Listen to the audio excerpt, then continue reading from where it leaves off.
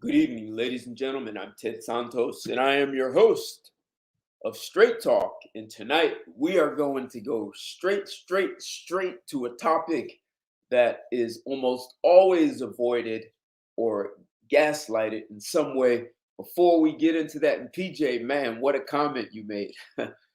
Before we get into all of that, I like to bring in a show at Sunday night. We're going to bring it in with a rough and rugged beat.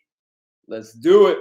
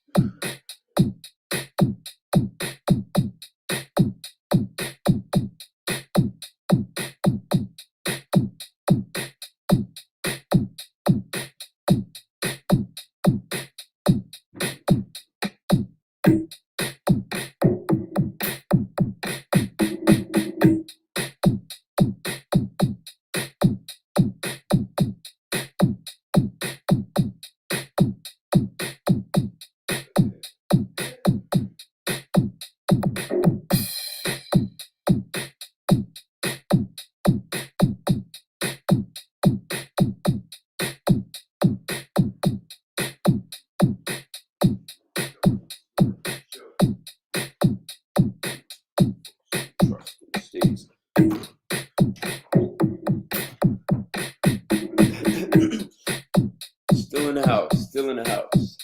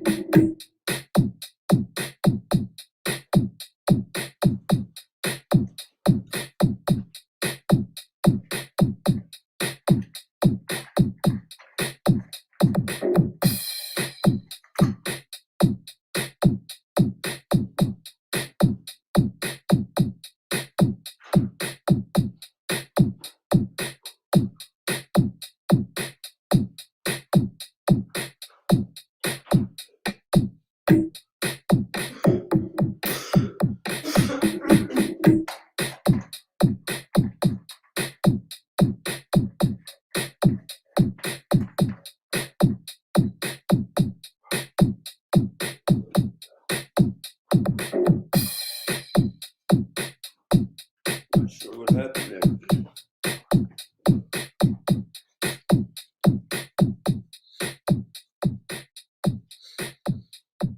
Good evening, everyone. I'm Ted Santos, and I am your host of Straight Talk.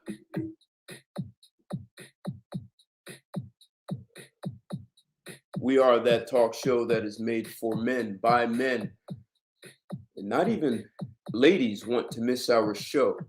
We are the show that addresses life, love, relationships, and we always do it from a man's perspective.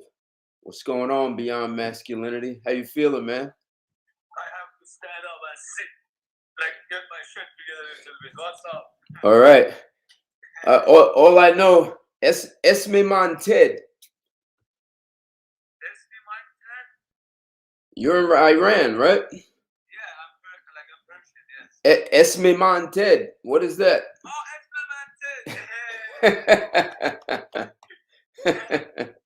Come on, man.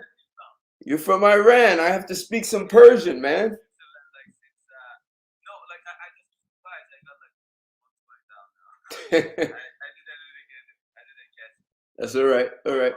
Yeah, Hold I on. live here. I'm sorry. Go ahead. What'd you say? I said I live here like in Switzerland since 7 years. So Okay. yeah, and it's literally I'm about to forget like Persian a little bit. No, understood. I lived abroad and I lived in Latin America, so I started forgetting some English. So I understand. I lived there about 2.5 years, different countries. So it happened to Yeah, me too. Don't worry. So I want to greet everyone, say hello. Thanks for joining me. It's Sunday. It is January 9th. We definitely are into the new year of 2022. You guys know several months ago I did a show about trust estates. It was really for men how to protect your money. So I know there are guys that still want to raise children, have a legacy. Ideally, they want to do it with a spouse. That's the ideal yeah, ideal situation. And so I talked about how to protect your assets using trust estates, prenuptial agreements. You know, even though there are some prenuptial agreements that get thrown out, the famous Donald Trump, his prenuptial agreement did not get thrown out. It was well written. It was long enough. If it's 8 or 9 pages, a lot of you guys will be protected. But you also want to look at trust and estates if you have assets. And today we're going to talk about assets, but this time we're going to talk about it in a way that most women do not want to have this conversation. When you ask women what they bring to the table, they will show you this gorgeous body and beautiful face. And while we love and appreciate that, unless you're a pimp, a woman's beautiful body is not an asset because it is not going to be making money for you. So how does a woman be an asset in a man's life is really what this is all about today. And do most women believe they are assets and liabilities? Um, of course they do. yeah, exactly. They think they are just because they showed up, right? And you ask, well, you know, what is it you bring to the table? And so she says, I am the table. Look at me. I'm so hot and I'm gorgeous. And yes, we appreciate that. But beyond sex, beyond looking at you, how does a What we can man offer, benefit? Sorry, say that what again. we can offer. Right, exactly. That's going to enrich my life. How's my life going to be better off? A man has got to think, how is my life? How am I better off with you than I am without you? Because if she thinks that just being there, taking it for granted, it's almost like she's presenting herself as a pet. When you buy a dog, your dog is just there, right? And unless he's a show dog or he's in acting, he does something that generates money. And women don't want to be seen as objects or pets, except a lot of them are playing almost the same role. You pet your dog and he appreciates it, and he comes up to you and hugs you, and a lot of women do the same thing. Now, being able to cook and clean, those are good because then you don't have to do that. What else can a woman do to be an asset? And she's so valuable that you absolutely do not want to lose her. There are people who work in companies who are very valuable to the company, and a company will go out of their way to make sure you stay there. They give you bonuses, they give you vacations, they give you resources. What else do you need? Because they know you're an asset to the company, so they take care of you. There are women like that, but the problem is most women think they are doing that just because they showed up, and this is where a problem starts for a lot of Yeah, guys. it all comes from that Cinderella syndrome. You might know that, right? What The what Cinderella syndrome. Cinderella? Oh, Cinderella, right? Yeah, yeah, basically like turning from fucking house, like not housekeeper, like even yeah, turning from like the poor, slave into a poor woman into a fucking princess, right? right, In a matter of seconds, you know, they are waiting for that shit their entire life, and they are never going to cope up. Like woman at the end of the night is still that same 13 years old girl that needs somebody to direct her, and that's it. They just want to be who they are and a sense of understanding of the psychology and their emotions, so to say. right, And yeah, it's just like they need somebody who can like understand that concept of it.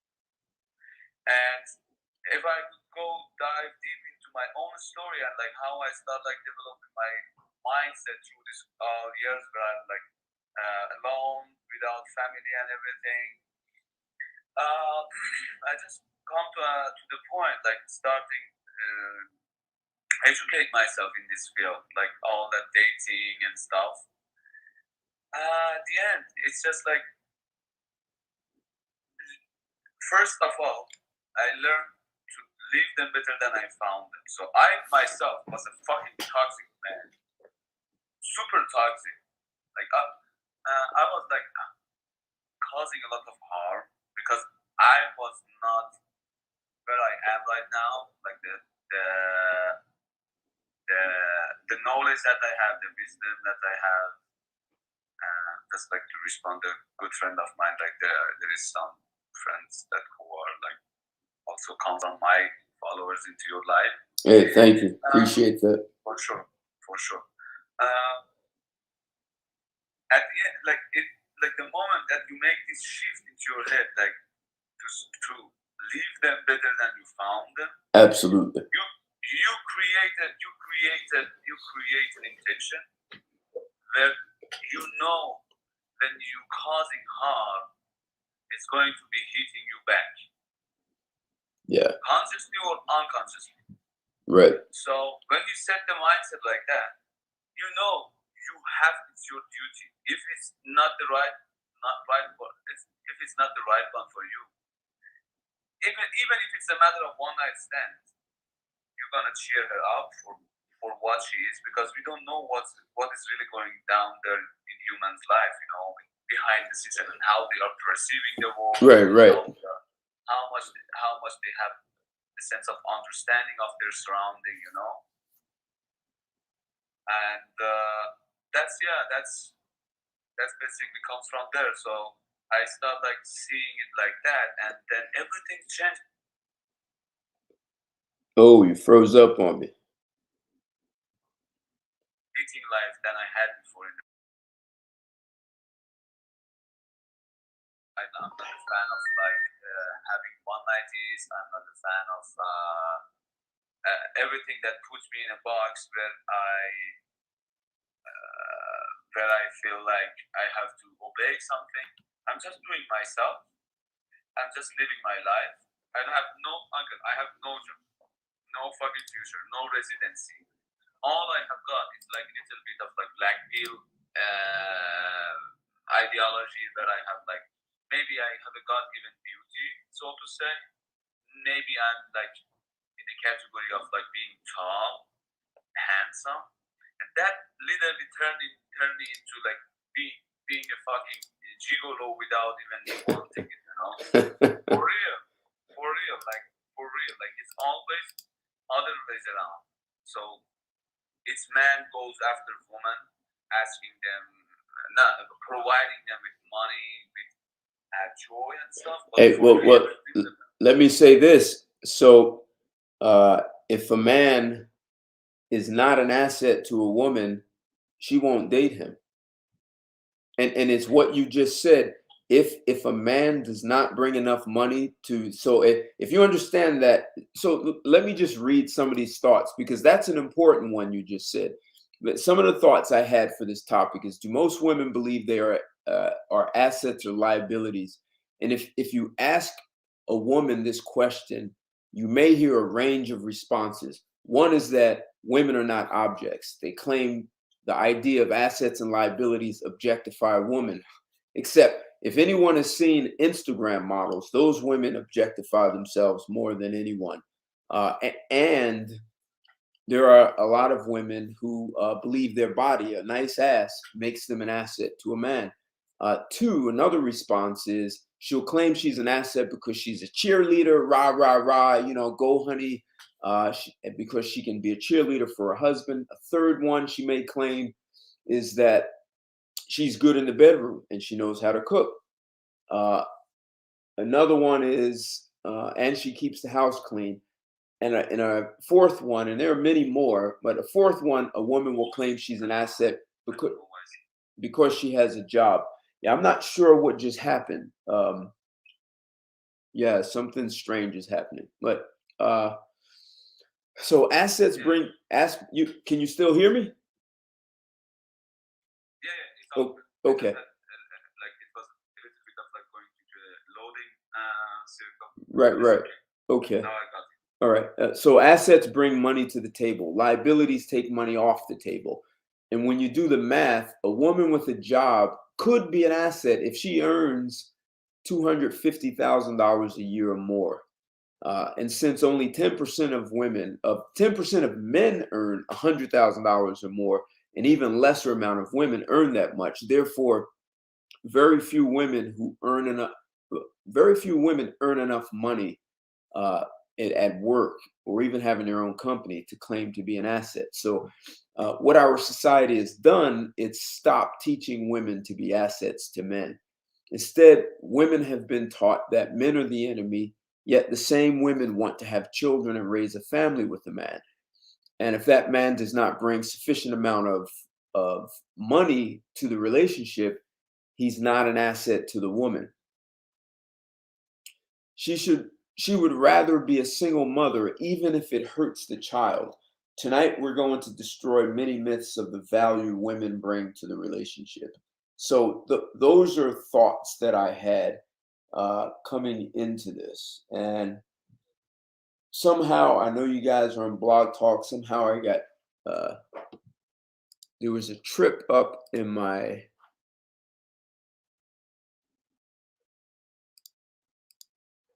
something got tripped up on Blog Talk.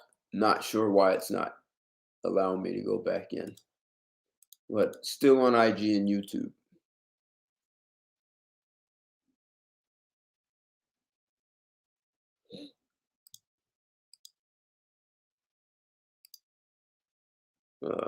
Shoot, you're Yeah, back. I don't know what just happened. It just like kicked me out of the live, I guess. Yeah, I something must have happened on my end. Not sure what happened. Yeah. I was listening. It's just like what you just said remind me of something that I would like it to that I like that I like. Um, um, like in regards of because the topic is related to money and business, and you know, at the end of the day, I guess the real winners are the real pimps, like who run webcam network, like who run and manage OnlyFans accounts for female, like you know what that's about? Those are pimps. You said you call them pimps? Well, like not the real pimp, but like at least. They're pimping women. They are. They really are. So who like as a man, I guess women are the forces of this universe, you know. As much as you are like keep pushing it and like working hard, they are gonna boost your confidence and like boost your mood, like by giving you the pussy and stuff. I'm sorry that I'm like straight ahead, but I guess that's how it is, uncle. Like as long as you are like doing the job, they are gonna cheer you out and like they're gonna come. But like it is up to us to understand, like when you understand, like living them better than we found them, we're never gonna get fucking ghosted. I mean, I don't know about that, the culture that is there, like in America and stuff. But there is a lot of down there in there in USA, and like people are detach from their soul hardly, and just like what ego says them to do, you know. But I don't know, maybe it's just like what is I see and I perceive from far ahead, but like maybe reality is something else. Okay, all right. So what I was saying to you is when a woman meets a guy, she doesn't she doesn't call him a business, not technically, except if he's not an asset in her life, meaning if he can't afford to take her out to entertain her, she'll dismiss him. She may have no interest. Now, if she thinks he's really hot, maybe she'll have sex with him, right? Maybe she'll have or there are women here who like what they call the bad boys, the guy who's not necessarily going anywhere in life. So she may have sex with him, but that's it. Yeah, like the concept of like blackmail, basically like chats and the guys who are like above average and stuff, you know, what they desire basically. Right, that she'll only have sex with him. She may even be impregnated because she thinks he's, a good physical specimen. But when it comes to who she's going to marry and she wants a man to provide something for her, she's looking for a guy who is can be an asset. And by being an asset, he needs to be able to bring money to the table. If he's only taking money off the table, she's going to see him as a liability, and she will not. Even if she'll make a poor decision to get pregnant by him, like this isn't even logical, right? So someone didn't guide her. Maybe her father wasn't in her life, or she ignored her father. But Yeah, her, basically, you follow me? of course. Yep. So this becomes a big problem. So the problem is also is that a lot of men are not being taught to look at women and say, well, how can a woman be an asset? Or is she a liability?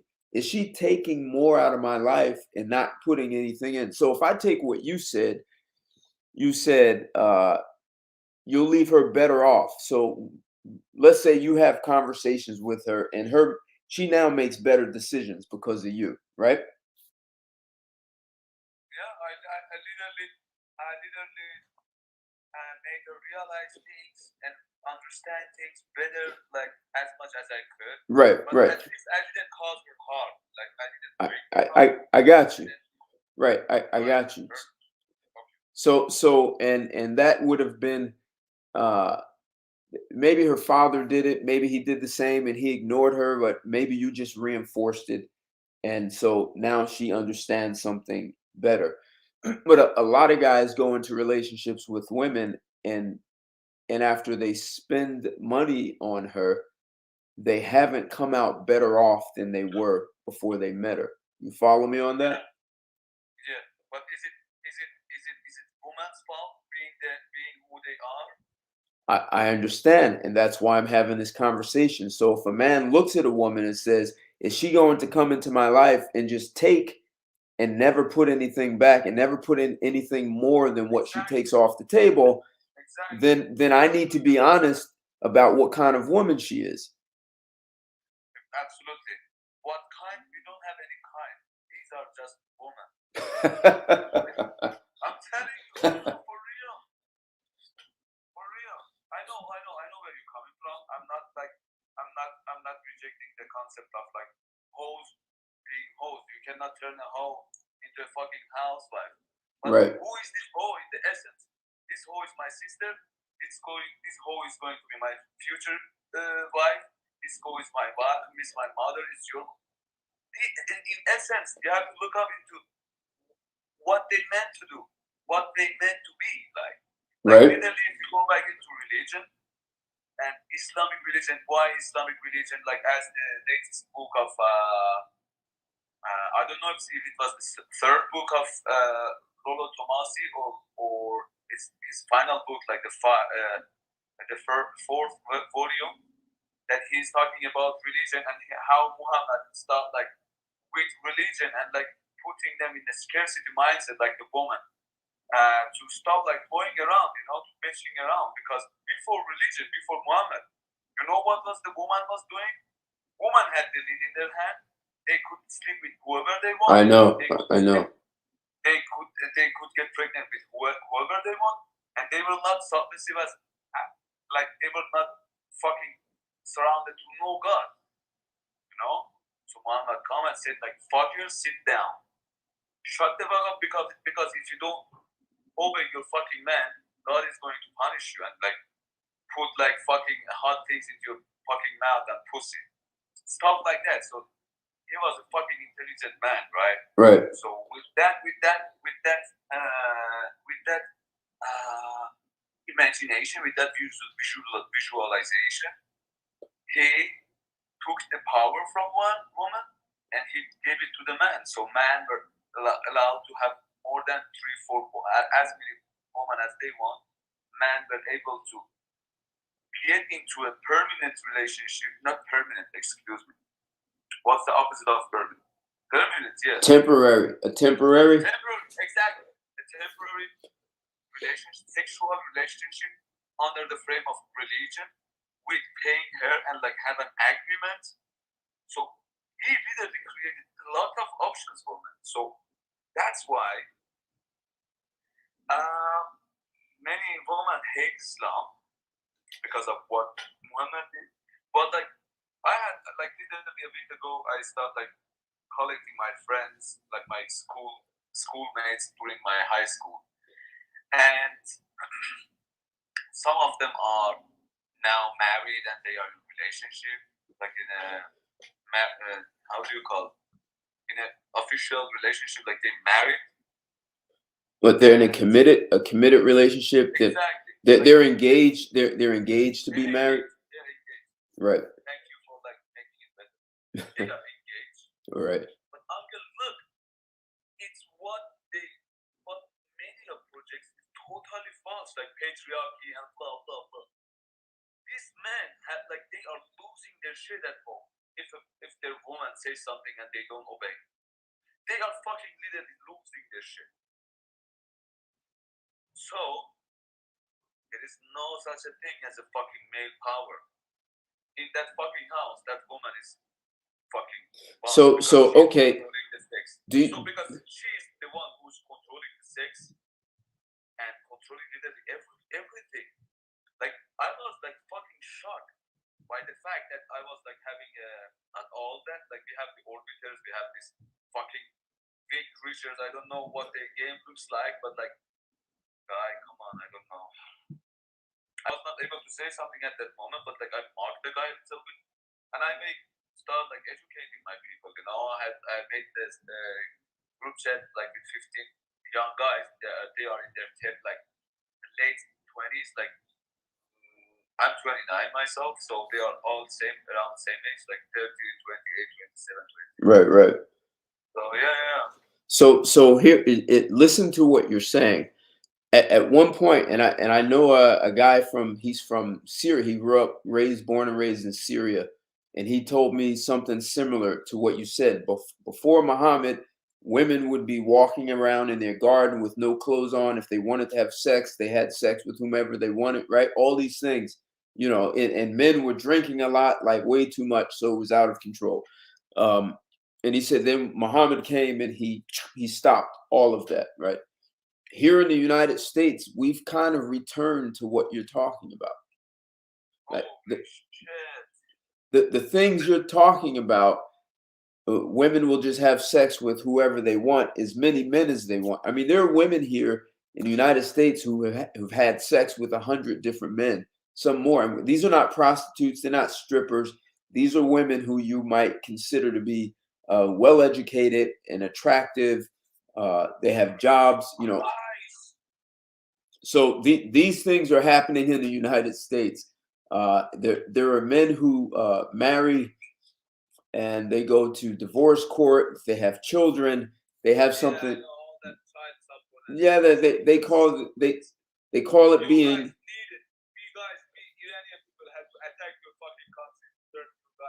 No, but what we have what we have is they call divorce rape. Like the man has been raped, in a divorce court in child support. So a lot of men have decided to walk away. But even if you walk away, men still want to be with women. And if you don't know how to engage women and you allow them to continue to just do whatever they want, there are no consequences. There's this is a problem. So if you engage women in a way that you deal with them for the reality of what they offer you as a man, if the only thing she is offering you is what's between her legs, then you cannot be afraid to let her know that that's what this is about, unless you have something else to offer. So that's why I'm putting this conversation of an asset and a liability. There are women, it's a very small amount, who understand how to be an asset consistently. And because she had because she has put in that kind of effort in the relationship, she's less likely to want to see it fall apart, because now she has some value in the relationship, uh, and she doesn't want to lose what she put into it. And it might be money, it might not be money. Um, but I'm going to get into that in a little bit. But I want to. I always like educating guys too. So Yeah, definitely. But my question is, before you go further, are you going to save this live? Because literally we don't have any audience. It's me and you on live right now. well, I'm on YouTube also. Oh, okay, okay, okay. You are also on YouTube. Okay, Yeah, and okay. I'm gonna do a screen share on YouTube. Okay, because I didn't check out your YouTube channel, but I definitely look up into it so that you can later on. Okay, okay. Excuse me. That's all right. That's all right. Let's see.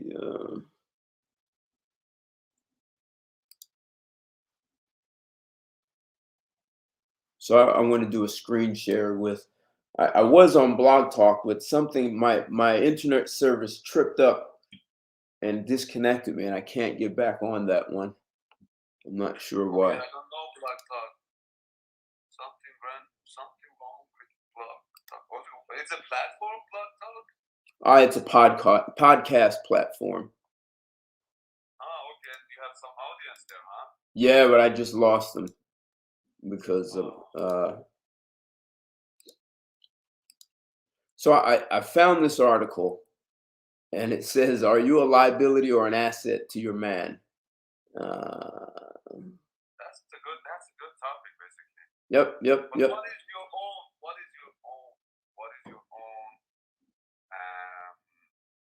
belief in that concept? Like, what woman should be into a man's life? So that's the simplest way to put it, so no one gets confused. Assets bring money to the table, liabilities take money off the table. So So if you're not bringing money, if all I'm doing is spending money dating you, and you're not returning anything, you're just a liability. You're what taking. should be that return? Say that again. What should be that return? That what should be that what? What should be that return? Like, what should be, like a guy is financing a relationship, any Right. relationship. Exactly. He's financing. What should bring back to the table? I'm going to get into that. That's why I want to get clear on what these assets and liabilities. So this way, it's not just like this is my opinion. Let's look at what reality is for this. And people think it's only like a business, except like, why should I run my business? Why should I put more value on my business than I do for my own life? See, if I bring a woman into my life, and I just bring any woman. So imagine you find a business partner. You're not going to bring any business partner into your life. If the guy has no skills, let's say yours is finance and high tech, and you need someone, maybe he's got sales. You cannot compare a Who, business partner who told you this? Where'd you read that rule? Where'd you get that from? Who taught you that?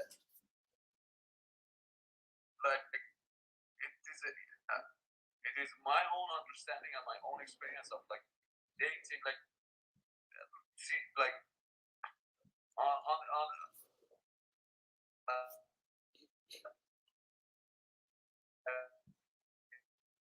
Yeah, one of us has a bad connection. I don't think it's me.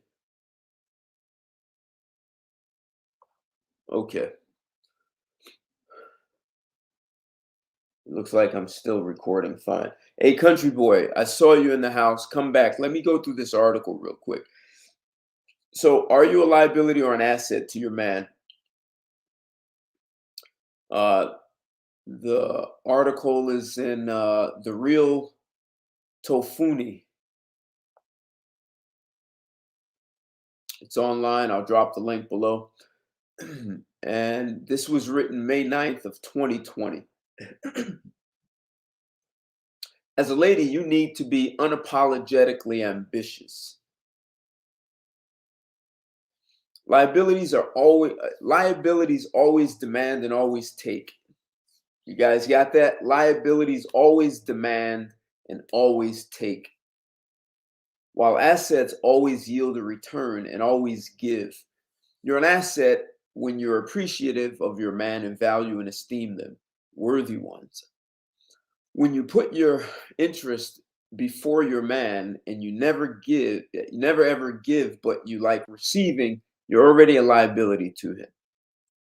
Are you in the relationship for what you can get from him or what you're giving him?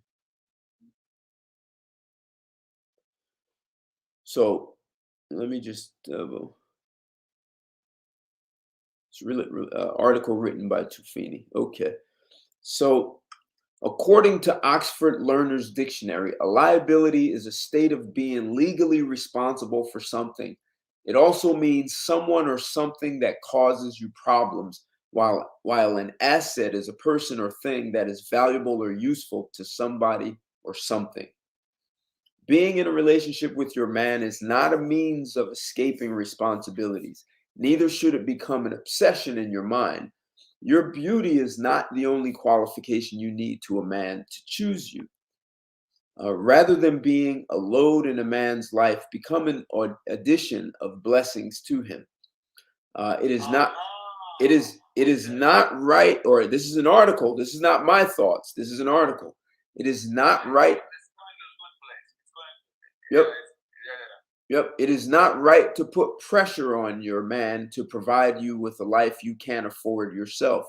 You should rather be his strength than pain. Be his peace. Give him more reasons to live than die. There's more to a relationship than sex. Mind you, he can get sex from a random lady out there. We shouldn't hang our financial problems on our men, you know. If all you do is get money from him and give him sex, then you should comport yourself like a runs girl. The absolute truth is that every man is looking way beyond sex and a lady. Every guy needs a girl that can add to his life. How beneficial is your company with him all through the relationship? Right? So that's a good question. How beneficial is your company, like your presence with him all through the relationship? If all you give him is sex and just a little piece of advice, you know virtually every girl can do that. Don't just be in his life, be part of his life. Be worth every while. Be worth every while. Give him reasons to choose you over and over every million of over other single ladies alive. Go ahead. Can I get the copy of the link, please? Oh yeah, I'll drop it. And you, you want it in IG? Sure, I can drop it in. Thank Yes. you so much. That would be a pleasure because lately I'm dealing with a girl. Hey, let me finish this. Let me go through. There's a little more. The article continues. It says, "Be hungry for success than being hungry for a successful man. It's not solely a man's responsibility to be successful. We all have a purpose that needs to be fulfilled on earth. So Find that purpose and be that woman of purpose before you think of meeting a man of greater purpose. He'll show up because real men are always after women of purpose and dreams. Chase a goal or goals and strive to be a better version of yourself and stop at nothing to achieve it. As a lady, you need to be naturally supportive and have an encouraging spirit. A man needs someone who has his back. Are you being supportive when necessary? Do you make an effort to dedicate your time, energy, and companionship to him? Every man wants a woman that challenges him, that inspires him to be the best man uh, he can be, someone that gives him a reason to wake up and smile every day, someone that motivates him, empowers him, and be the biggest fan. Figure out what you can do that adds enhancement, value, and completion to your relationship. Oh, it's almost over. Okay. Um, All right. Who wrote that book? uh, Tufini. It sounds like it's written by a woman. Let's say it says you need to realize how much you're worth and wake up to your powers as a woman and demand your worth. Being independent is something that can often be misconstrued, especially when it comes to being in a relationship. It's not about being alone. It's a desire to build something of your own before you attach or share with someone else. Healthy relationships require independence. Uh, Independence thrive. Your desire for it won't cease to exist when you're with your partner. When it comes to relationships, we all have different needs and tendencies. It's about knowing what you need and what you can offer in return. You shouldn't be looking for a caretaker, but a true equal partnership. And men or women are not equal. I understand we're trying to, and I think you're in Europe, so they are trying to be egalitarian. But this this article goes. It says you should set your own pace and have your own stuff going. You would both grow and move alongside each other while continuously learning the balance between who you both are and how that allows you to move through life and relationships together. You should be able to pay your bills, buy your own things, and be proud of doing them. You shouldn't allow a man to impact your stability and confidence. Be self-reliant. Also, as a man, being an independent woman doesn't mean you can't take charge also.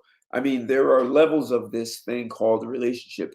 Her ability to be independent isn't a threat to your ego. If anything, it should be a relief to some of the pressure that you can during the entire relationship. If a woman that's independent chooses you, it's because she wants you. Do the things that need to be done without her asking, not because she can't do it herself, just that you want to do it for her. Okay. You should let her know she's not alone, champion or a greatness. Lift her up even higher, encourage the pursuit of her dreams, be the first to applaud her success, blah, blah, blah. Okay. So the end. So this sounds like an article written by a woman. Um, let's see, I read this on purpose because you asked a good question. You asked, what is it that a woman would bring to a relationship that would actually be an asset and be valuable to a man? And that article doesn't address it. So if we look at the mathematics of a relationship, let's say a woman earns $100,000 income. $100,000, that tax bracket is going to be somewhere around, it's going to be about 38%. That means 38 to $40,000 of her money is gone, leaving $60,000 for her to bring home. Her take home pay for a woman earning $100,000, her take home pay is going to be about $60,000. Now, there's a cost associated with this woman going to work every day. She's got to buy gas, her car needs maintenance, she needs lunch. That's going to run her in the course of a year, 52, 52 weeks in a year. And then she's got to buy clothes and go shopping. This woman is going to spend half of her take-home pay. This is not even talking recreation. So out of that $60,000 take-home pay, what she's going to have left is $30,000.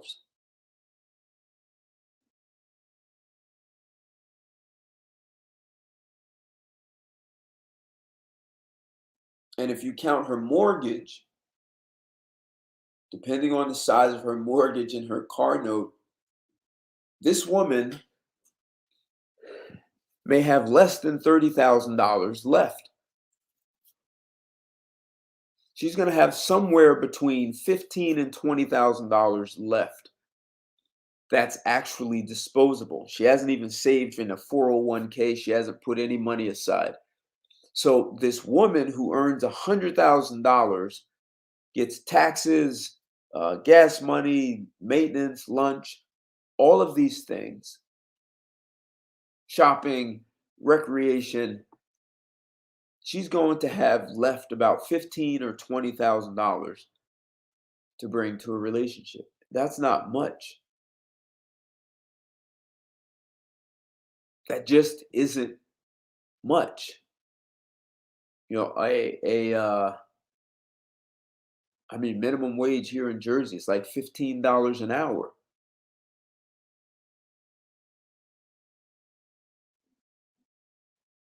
A country boy, drop back in again. So what I'm getting at is believing that you have a woman telling you, I'm going to be your peace.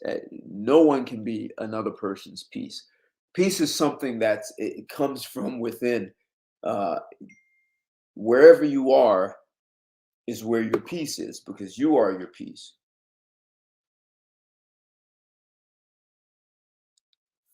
Okay. You are your peace. No one can do that for you.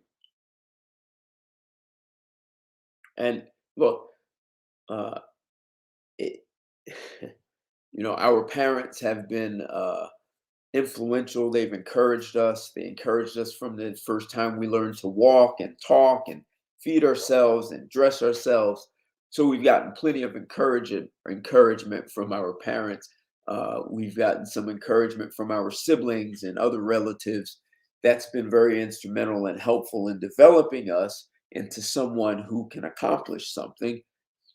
And if you still have your parents and other relatives or siblings, uh, they still are a source of that, and probably a source of some teasing also, and joking around.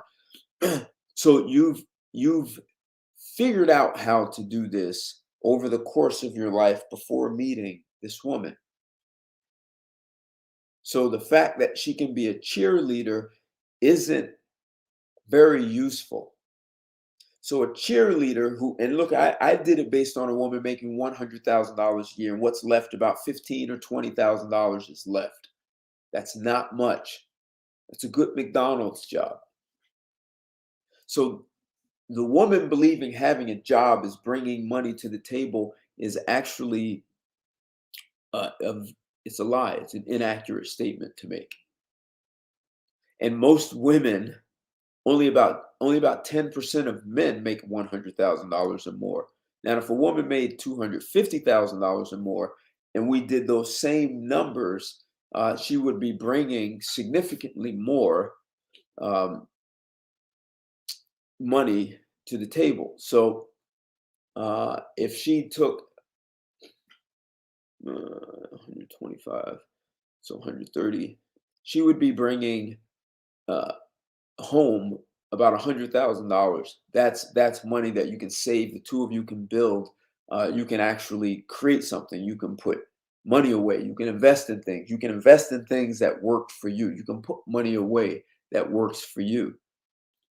A lot of the women who make that kind of money, there's a catch to this. The women who make that kind of money, $250,000 or more, one of the problems they're having is they're not handling the pressure, the stress that comes with those jobs. So those women, high earners, many of them are playing around with heroin. that has been the fastest growing segment of heroin users, women who earn high income. So that's a sign that they are not surviving so well in the whole world of high income, because high income generally comes with high responsibility.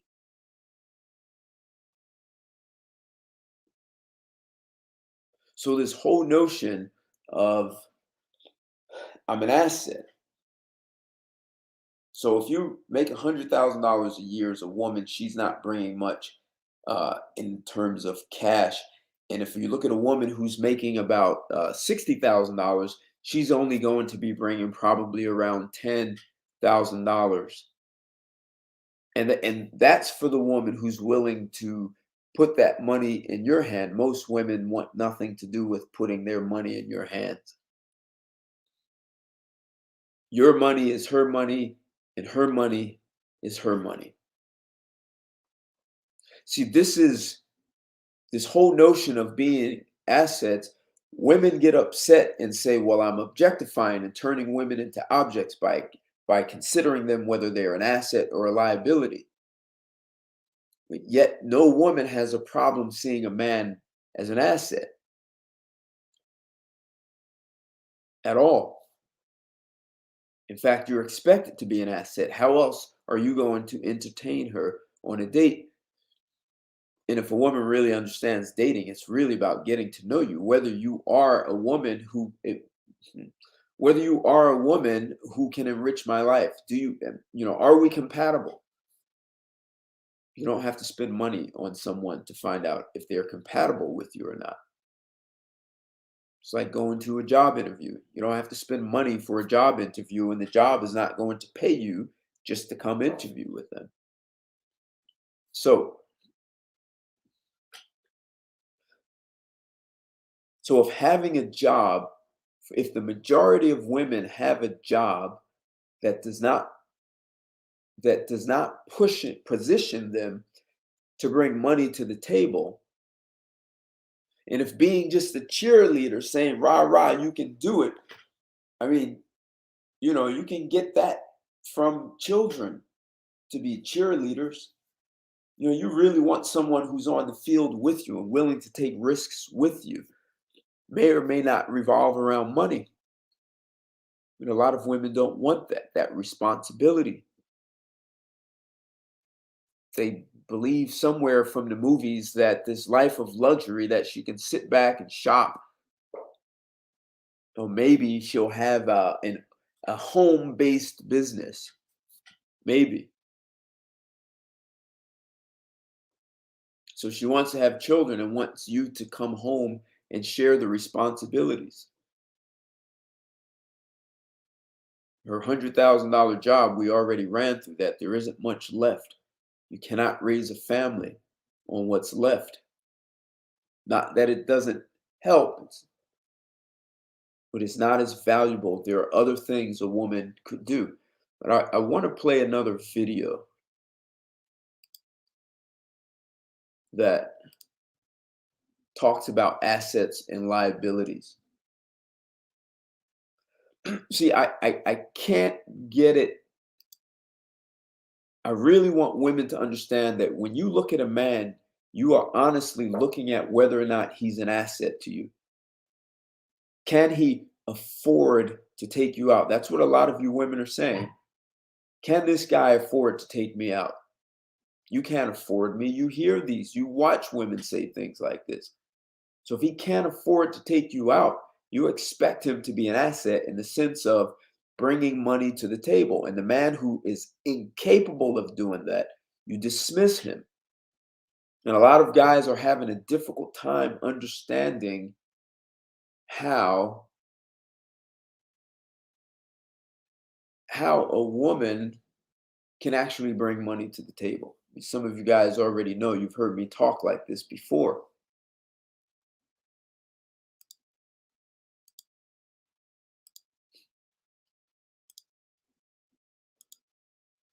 So we're going to look at someone who really does know this whole world of assets and liability. I'm going to do another screen share.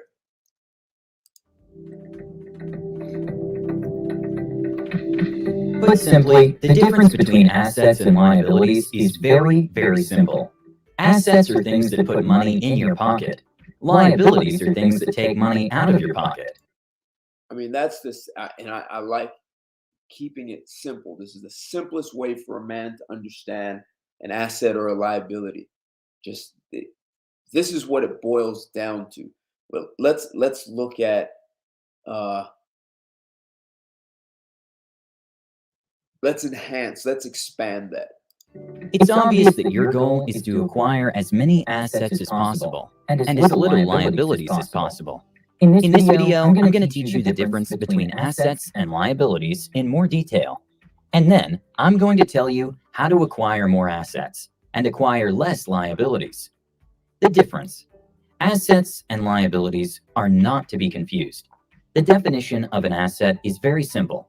In financial accounting, it is anything that can be utilized to produce value. And obviously, by value, I mean money. Still, many often miss the difference between the two. Here's a classic example.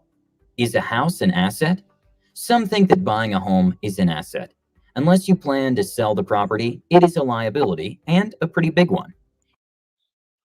That's an important thing. A lot of people believe that, see, that's why there's so much confusion about assets and liabilities. People think because you purchased a home and is now an asset, you owe a mortgage on it. So that the fact that that house is taking money out of your pocket and not putting anything back in it, it's a liability. Now it's an asset for the bank. On the bank's books, your house is an asset because every day you write a check for that mortgage, it's putting money in the bank's pockets. It's going to take money away from you for years to come due to the mortgage. Not to talk about all the maintenance costs that you're going to sustain on a monthly basis. That's no putting money in your pocket, if you ask me. On the other hand, if you plan to resell the property at a higher price, that can be considered an asset. You can also call assets investments if you pay to acquire. Why? Because investments are anything that can bring a measurable return on an initial payment. For example, acquiring stocks or shares and bonds is acquiring assets because they will generate money for you via dividends, or you can resell them and generate profits through capital gains. We'll explain that later. Is a car an asset? Another interesting one is a car. If you buy a car, the price goes down tremendously the moment you buy it. Used cars are worth extremely less than new cars, so it would be foolish to consider them assets, right? Well, many still discuss this, arguing that since you can later resell the car, you can consider it an asset. In my world, a good asset also needs to generate profit. Something like a car that rapidly depreciates is not to be considered an asset. So, in profit, meaning whatever you put into it, you get more back in return. So, if you pay $10,000 for a car and you put $10,000 worth of work in it, and it's this great car, and you get $20,000 back, you just broke even. That's not an asset. But if you were to get $25,000, you have a $5,000 profit, so that could make it an asset. But most people are not doing that. Whether you sell it 2 hours or 2 years after buying it, you will still not be profitable because you won't sell it for a higher price. Obviously, there are some exceptions. There are historic cars or collectible cars that can raise in value. We're not talking about those rare cases. We're talking about what most people buy, which is a day-to-day car to drive for personal purposes. Difference between tangible and intangible assets. This one is very easy. Tangible assets are physical. You can touch and interact with them.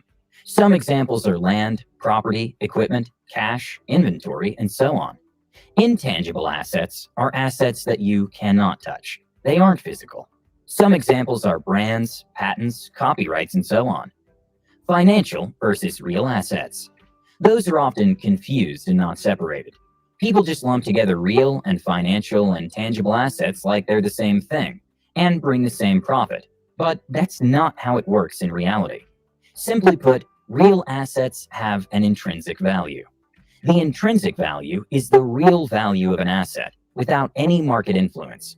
which is why they're called real assets. Financial assets use the market trading price to define their value, which means you could more easily end up paying for something more than it's actually worth, which isn't good because you'll lose money. Which is also why people like Warren Buffett talk a lot about finding out the intrinsic value of a company, so that you know if a stock costs more than its real value. If the market price is lower than the intrinsic value, you will very likely find a profit in the future when the market price will come close to or exceed intrinsic value. Financial assets, on the other hand, derive their value from contractual claims. Two examples are stocks and bonds, which I will explain shortly, and they're considered tangible assets. Amongst them, financial assets are easier to convert into cash. Assets like real estate and commodities are harder to cash in on. The mother of all assets, stocks. If you don't know how they work, I'm going to make it so simple that you're 100% going to understand them by the end of this video. Stocks are the most well-known assets, and they have huge potential for those that know how to invest in them. What are they? Stocks, also called shares, are a fraction of a company. When you buy a stock, you basically buy a very small percentage of that company. Imagine having a house, and you can come and buy one brick. You're entitled to that brick, and you're part of the household because you own that brick. Now, why in the world would you want to own a brick? Give me a minute and I'll get there. First, I need you to understand that when you buy a stock, you're basically becoming an associate to that company. If you own enough shares, which means you own a bigger slice of the company, you could also have voting rights when the company makes important decisions. Two ways to make money with stocks. There are two ways mainly to make a profit with stocks. The first, which is the most common, is capital gain. This means that you buy a stock and you wait for its price to go up and then you sell it. For example, you might buy a stock for $5 and then sell it for $7. You would make a profit of $2 and you're good to go. Do prices only go up? No, they fluctuate. That's what all the graphs represent. Prices can go up and down depending on demand and supply of the market. The more demand a stock has, the more it will cost.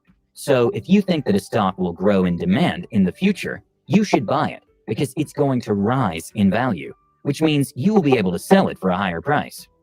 However, you should be careful. If your predictions are wrong and the price doesn't go up but down, you will lose money. Many consider this a gamble, but if you know what you're doing and you evaluate the companies that you buy, you should make money most of the time.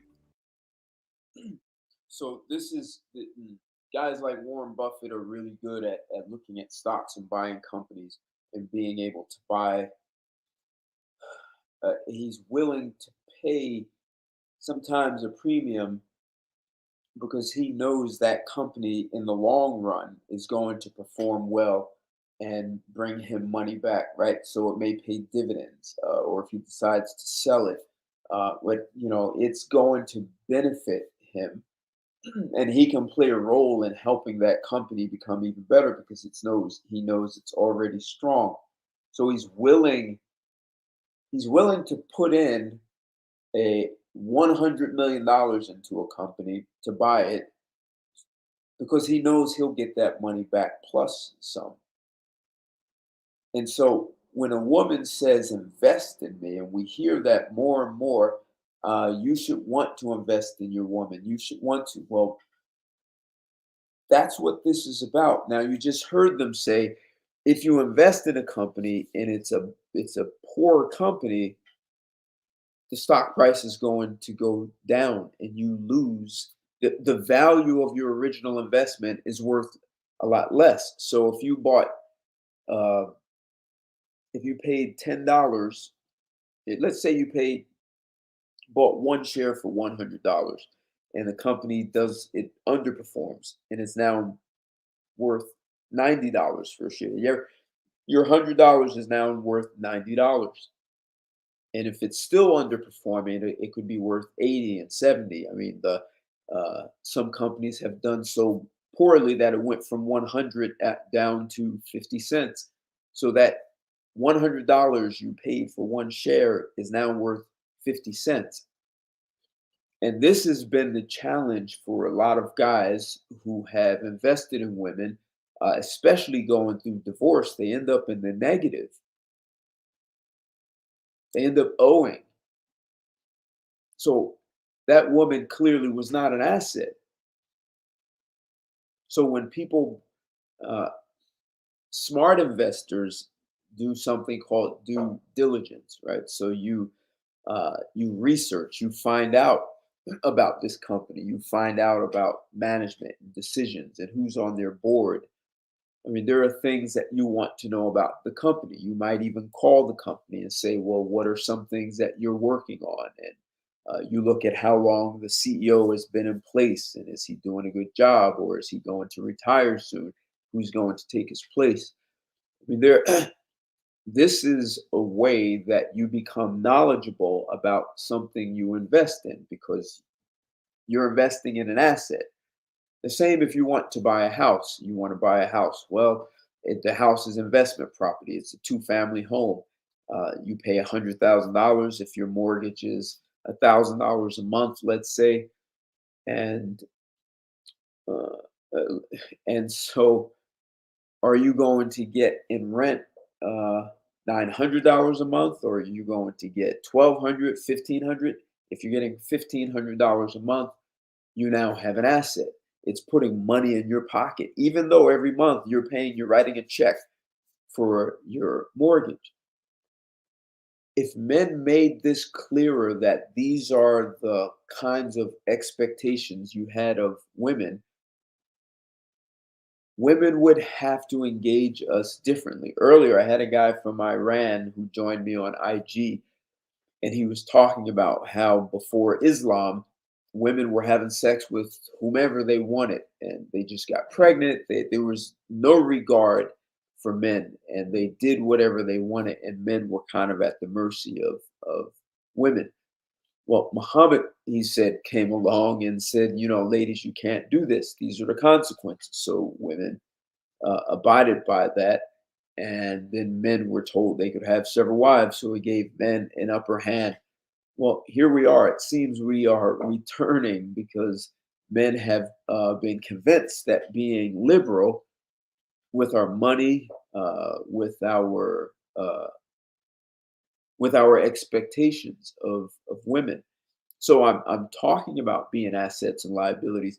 So if you are to invest in a two-family house, or you invest in stocks, you're generally not going to be liberal and just say, "Oh well," you're not putting money into something, and if it just falls apart and fails, you're going to say, "Well, at least I felt good doing it." No, you're going to have expectations that what you invest in offers you uh, a valuable return, and not just for your money, but for your time and effort. You want to be paid for that also. So you don't want little tiny thin uh, profits. You want to be you want to be paid for the effort it took to make sure it was the right investment. And you actually also want to be paid because you could have put your money elsewhere, as opposed to stocks or a income generating home. See what else they have to say. The second way to make money with stocks is with dividends, which are issued yearly, quarterly, or semi-annually, twice a year. Dividends are the equivalent of your ownership in that company. Back to the brick example. If you buy one brick out of 100, you will get 1% of the profits of that house. Make sense so far? How do you acquire stocks? The easiest way to do this is to open an investing account through an online stockbroker. Your bank also probably. So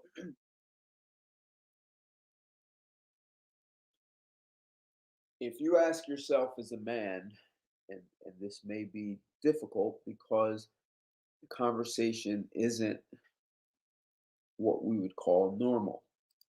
If you ask yourself as a man, how does a woman be an asset to you?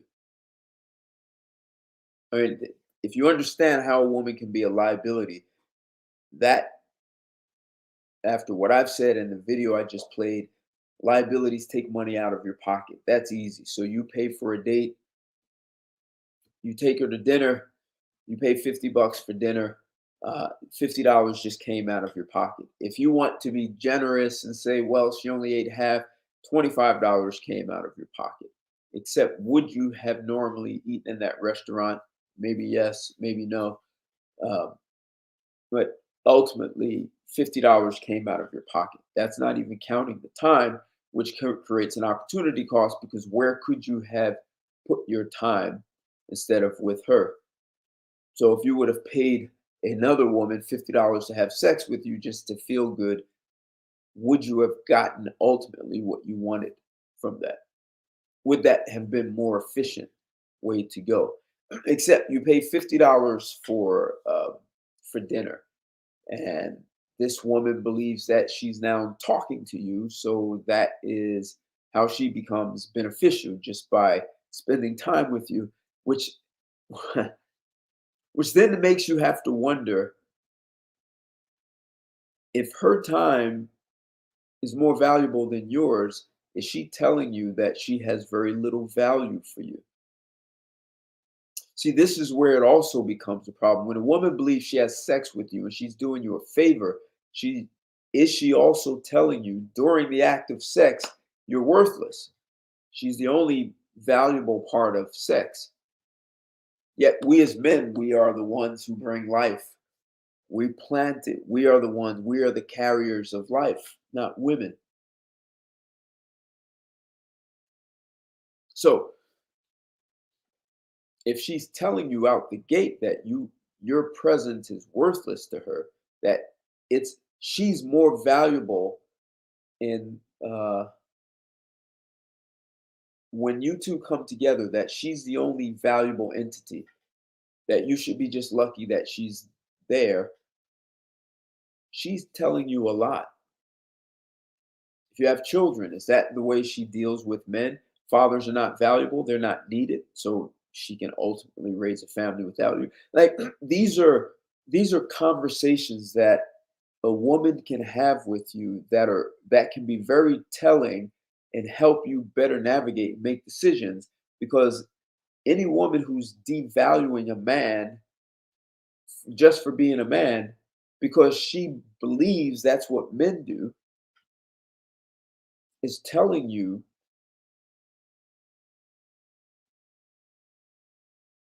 she's telling you something about herself. And perhaps what she's telling you is that you're worthless to her, and she's only interested in what you can do for her.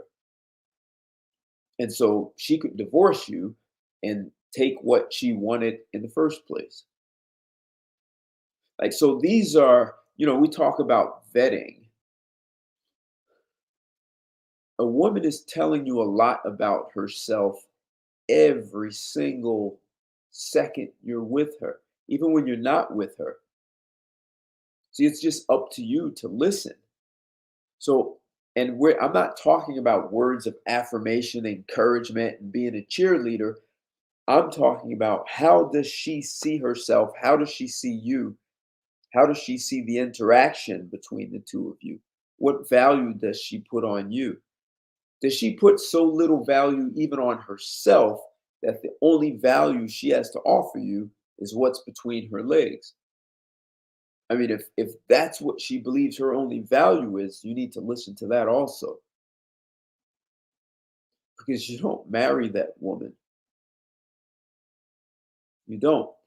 So if a woman truly believes that she's an asset, she needs to be able to, it needs to be measurable. So, and just hear what I'm going to say. You spend $50, you take her to dinner. Next week, you take her out again, you spend another $50. You bought $100. Right now, she's a $100 liability. You go a third week, you spend another $50. That's $150. Let's say you have sex now, and it was good, but you exhausted 21 days, $150 to have great sex. Could you have done that? Would it have been cheaper to spend those 21 days doing something else and just paid someone else $150? Would it have?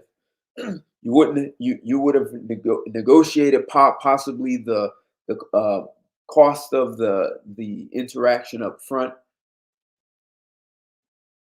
You paid $150, and it would it have been cheaper for those 3 weeks to pay $150? That's $450, and you could have focused on something else to actually make that money back.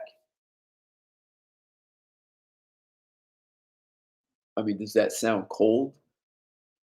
You didn't have to spend time back and forth, phone or texting, picking her up, taking her out, going through all the motions, only for her to do the same thing that you would have done with another woman who you would have paid. Now, I I'm not suggesting that. I'm right now asking the question. I mean, sometimes that is the most efficient way to do it. I mean, there are guys who I know they used to walk around with their camera and say they were a professional photographer and they'd have their photo album in their arm. I guess now you can do it on your phone, but you find a pretty girl and say, "Hey, look, I'm a professional photographer. I can get you into a catalog, and you come by my studio. I'll take pictures. I'll pay you 150 bucks an hour to take pictures. If you take them nude, I'll pay you $300." And the woman comes by, and if she takes $300 an hour for taking nude photos, and this guy has sex with her, he has he has given her money and gotten what he wanted. What he thought she would offer was just sex. He got his way with her and didn't have to play any mind games. He doesn't have to hear about her problems at work or with her mother or sister. None of that. The same mission was accomplished. Now, if a woman were going to be an asset and you spent that same $150 over 3 weeks, what would she have done to put $200 in your pocket so that you got your $150 back plus $50? Do women think like that? Would she have introduced you to someone? Or if you were at dinner with her and she engaged the business owner in such a way that the two of you spoke in such a way that she helped you close a deal worth $500. Now she's an asset. She engaged the owner with you, talked you up about how great she actually even was like a salesperson and helped you close the deal. She would be an asset if she did that. I mean, if she actually really did participate, or she just a sort of standby like this, arms folded and want to see what you got. Do you have anything?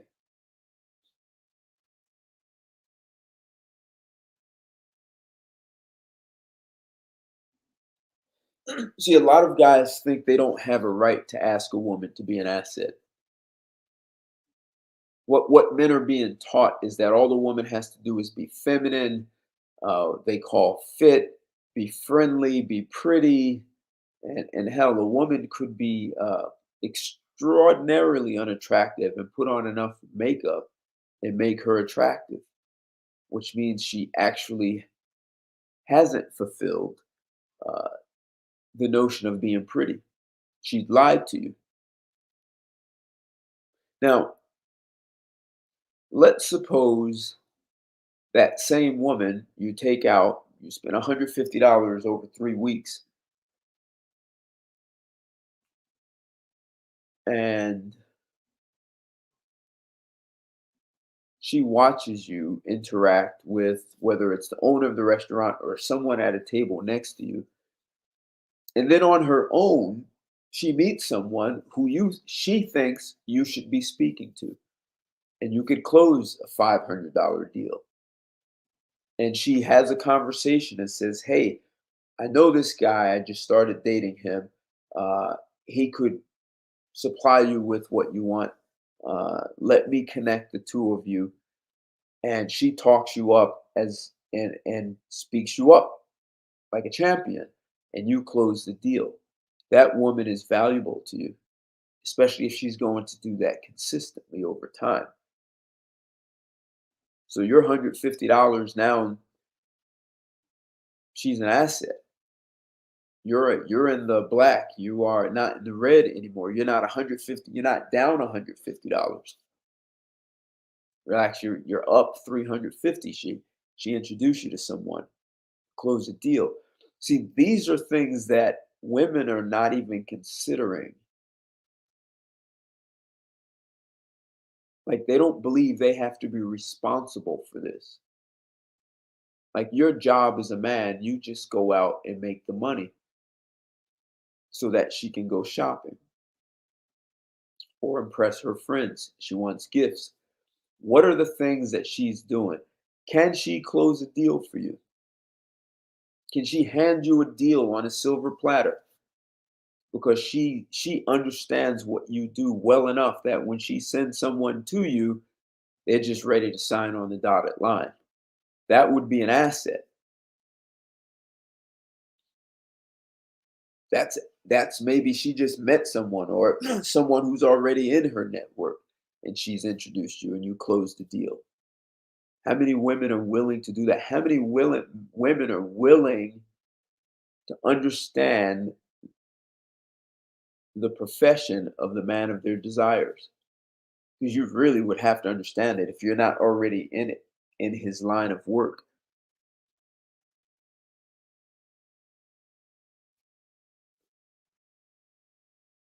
Otherwise, why is the guy with you? For sex? And look, if you're a guy and you don't mind, you're putting out $50 a week, $50 a week. After 3 or 4 dates, you have sex. At some point, she's going to say, "Why don't you take me out anymore? You only took me out to have sex with me." So maybe so. But how does a woman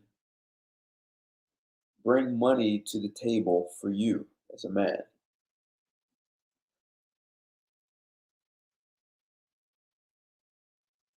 How does that work?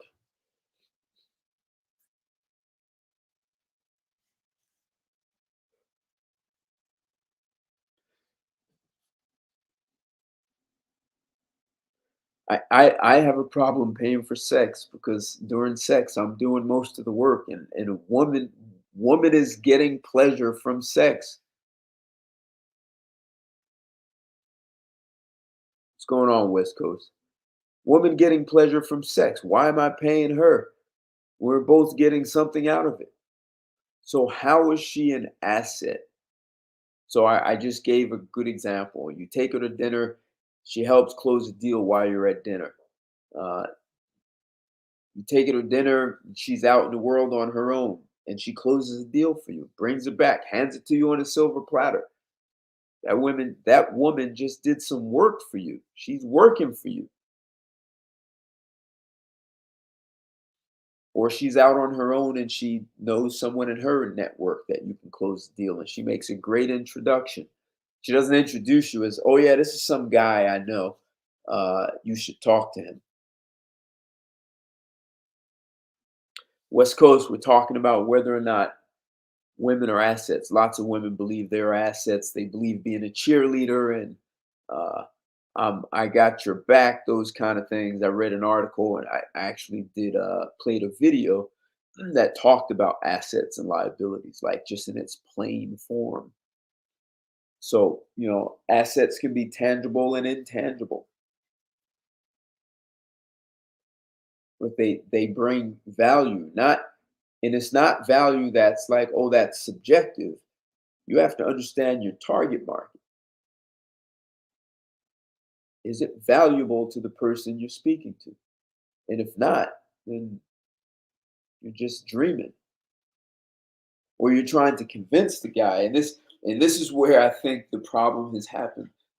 A lot of women have convinced men that all women are valuable. And so some guys are really afraid because the move that a woman can make is to say, well, if the woman can say if she's not valuable to you, then she can ask you, then are you saying your mother's not valuable and your sister's not valuable, your grandmother? And a lot of men are terrified of that thought, to think that, to say that. So they cave in and say, well, I can't put that much pressure on a woman. I can't think of a woman as a business. But yet, if you want to have a successful business and you want a business partner, you're going to make sure your business partner is valuable for you. Hey, I something tripped up in Blog Talk, and I lost it and couldn't get back in. So sorry. Yeah, there was a few people in there. It was unfortunate, but anyway, um, a lot of men get talked out of seeing a woman as an asset because women play the mommy card. Women play the if if you don't see me as a woman as valuable, then that means you don't see your mother as valuable. And men cower to that. Look, I'm not saying whether someone's mother is an asset or not. Assets bring money to the table, liabilities take them off. If your mother is not, if your parents are together and your mother is not putting more money in your father's pocket than what she's taking out, she's a liability. Not saying she's bad. I mean, your father may value some of the things that she does with it. If she's not putting in more than she's taking out, just think of in West Coast, you have real estate. So if you own a home, a two-family home, and you're paying $1,000 mortgage, and you're not making more than $1,000 from the rent, that home is a liability to you. And it may be beautiful, and it may feel good knowing that you own it, but it's a liability. You have to be honest about that. So how do you as a man set it's easy to see if you have a house how you want, what are the numbers? How much do I pay for that house? How much of a down payment? How long is it going to take to get all my money back? Plus a profit. So if I put 20,000 down, I'm paying $800 a month, and I'm getting back 1,000. Take me 10 months to get, or 20 months, almost 2 years to get my original 20,000. Plus, I'm getting a $200 profit, right? So I've got an asset.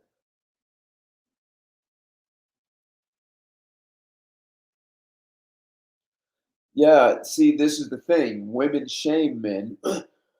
Your mother, your sister, they make these moves and men actually back down.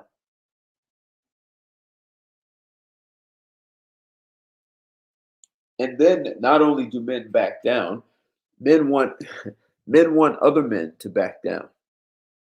So and this is really the unfortunate part is that once one man backs down, he doesn't want to look like a coward. So he has to get all the other men to back down to join him.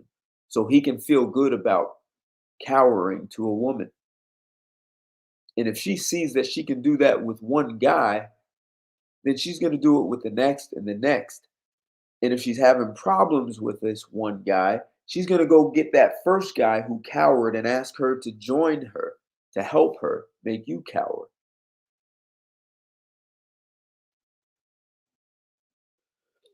Exactly, Reggie. Tangible resources. Look, places like McDonald's, they have an intangible value called goodwill.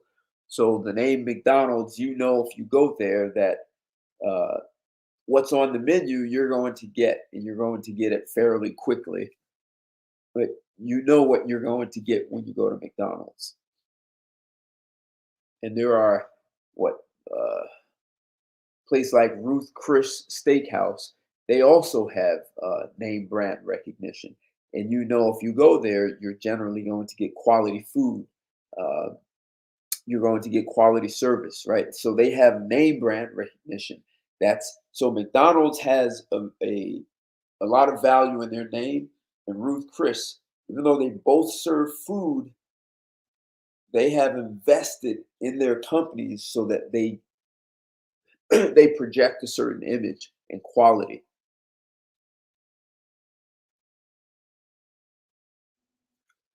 So what the only way Ruth Chris or McDonald's uphold that name brand recognition is they have to consistently give you what you paid for. So their job is to help you get rid of your hunger, and you pay someone for that. And that's only because we have to eat.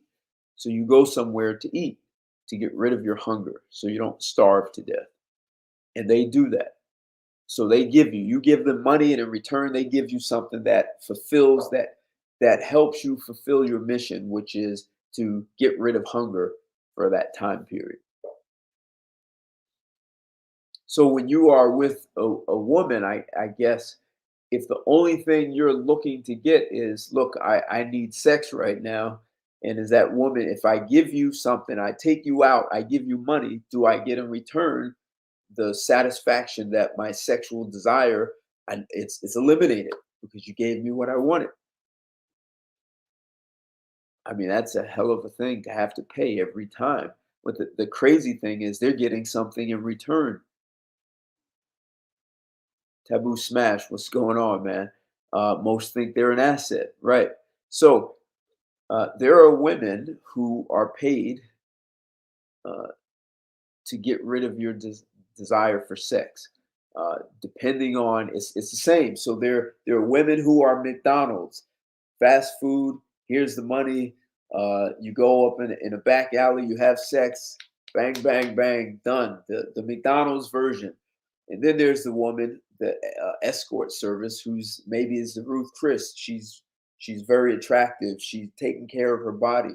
You know, the McDonald's chick is she's got a little gut on her. She's sleazy. Uh, she's not attractive at all. You don't even want anyone to know. But the other chick, the escort, is going to cost you more.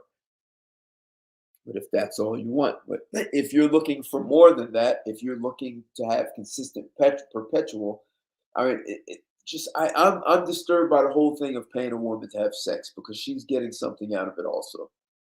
So I mean, men have been shamed and devalued for what they offer sexually. And it's crazy because we carry the seeds of life. So we are the most important part of sexual intercourse if you're looking to for if you're looking to perpetuate the species, create more life, procreation. We are the value. The sperm literally does all the work once it's in the womb. It creates the placenta and the fluid and all that stuff. But we act like we have no value in this.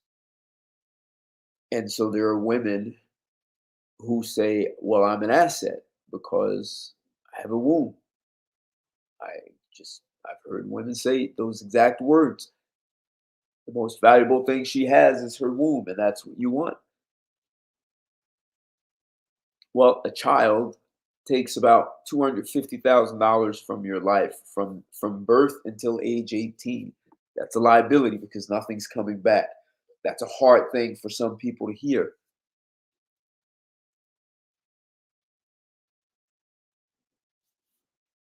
A child is a liability.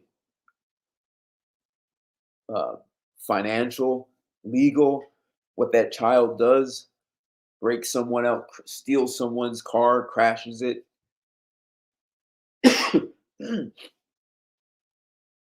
Legal liabilities.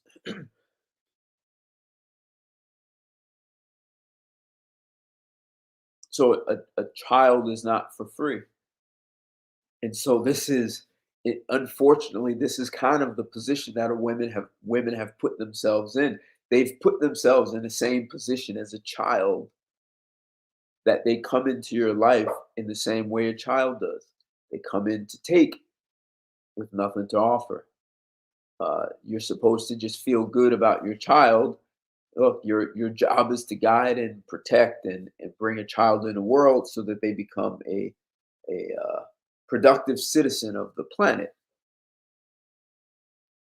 And a lot of women don't want to take your guidance, yet they are in your life as a child, just like this. I need keys. I need a car. I need a car of my own. I need you to pay the cell phone. I need you to pay the mortgage. I need you to go shopping.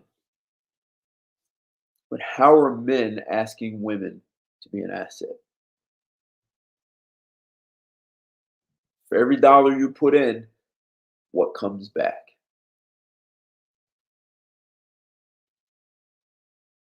Or have men accepted the shame tactic? I mean, technically, a woman has as much power to shame a man as an 8-year-old child.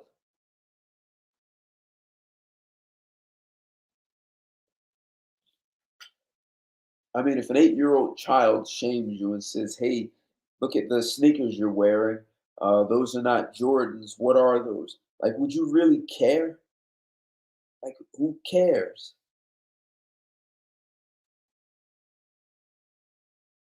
So when a woman says, uh, "You should be ashamed of yourself asking a woman to be an asset and making me an object," women are assets because we have wombs. We are assets because we have a vagina. No man asks a woman to be an asset. If you allow yourself to be handled that way by a woman,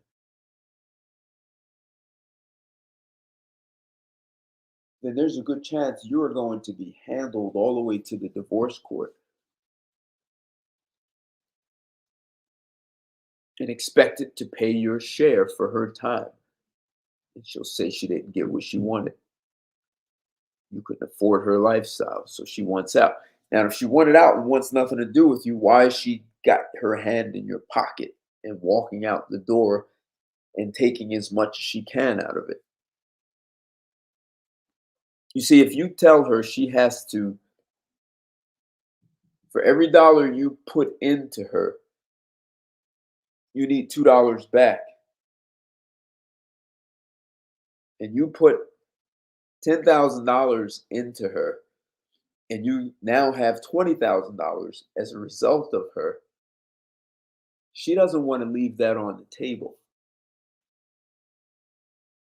She now has a vested interest in you, in your future. She knows that $20,000 that you're sitting on, she had something to do with it. And you put another 10,000 in and she gets you another 20,000 back. So she also knows that you're valuable. That the more she puts into you and gets something back, that you both benefit. That woman is less likely to divorce you because she knows that every time you put something into her and she brings back two, you both gain. And then you put in two and she brings back four, you both gain.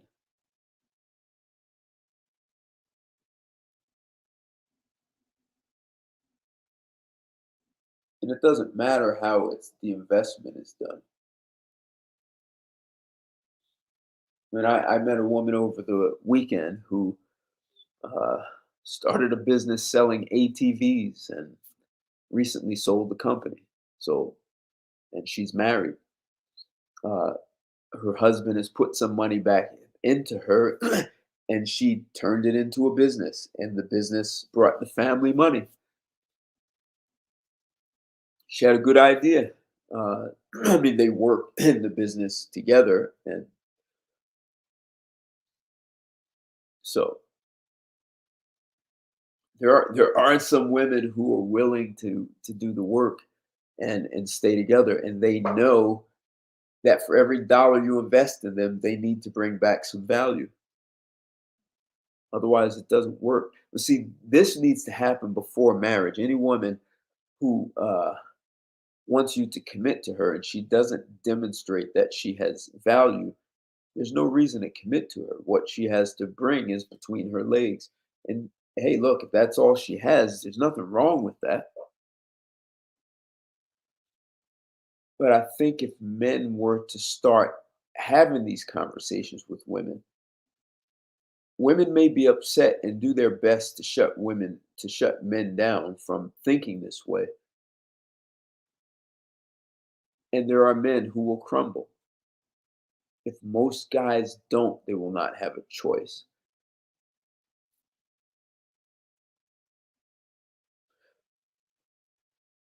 See, if most guys do it without worrying about what the next guy is doing, men, as a general rule, have a better chance of holding up masculinity. But as long as men continue worrying about what the next guy is doing, your decisions will be influenced by a guy you don't even know because you're worried about the next guy caving in. So if men demand that women actually be valuable, be assets, and be able to say those words, how will you be an asset in my life? How will my life be better off with you than it is without you? How will you enrich my life? And as Reggie says, like a tangible, if you're bringing tangible,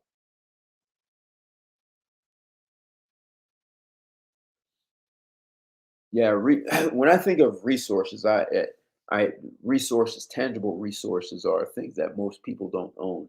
That's like uh, gold mines and copper mines and water supply and uh, food for agriculture. I mean, those are tangible resources that most people will never have. It's not that they're out of reach. Coal mines and iron ore mines, oil wells. I mean, if you own stock, you can own a percentage. You can own shares in those kinds of organizations. But those tangible, those natural resources are actually the best thing you can have. I know there's cryptocurrencies and NFTs and all that stuff, and surely that's making people money. But people will always need water. They're going to need iron for many different things: oil and cobalt, magnesium, salt, food. Something for men to think about. See, if men organized, let me say this: if women organized and bought up the majority of natural resources like food and land and water, and they treated those natural resources the same way they treat their vagina, they'd kill off a lot of men. They'd be charging whatever they want to charge. But if you flip that and have men own those things, men will look out for the best interest of the nation. And men who are married will make sure married women are taken care of so that they raise healthy children.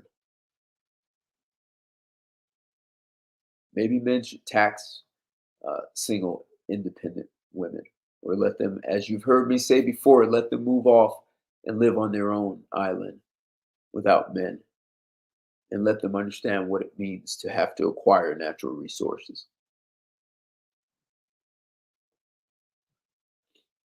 So, another way that you hear me talk about how a woman can be an asset is she actually works for you as a networker.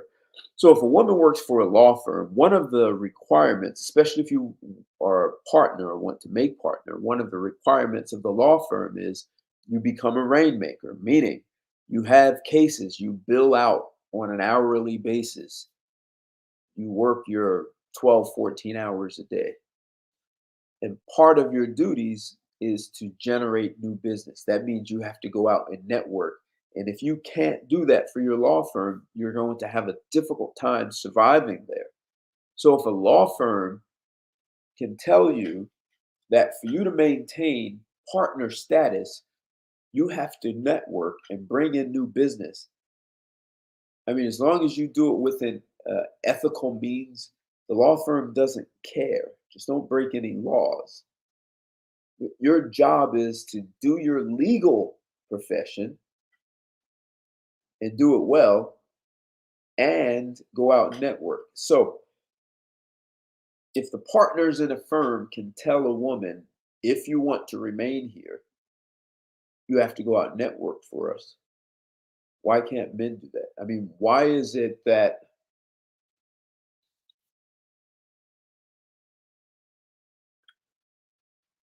why do women jump through hoops to go to work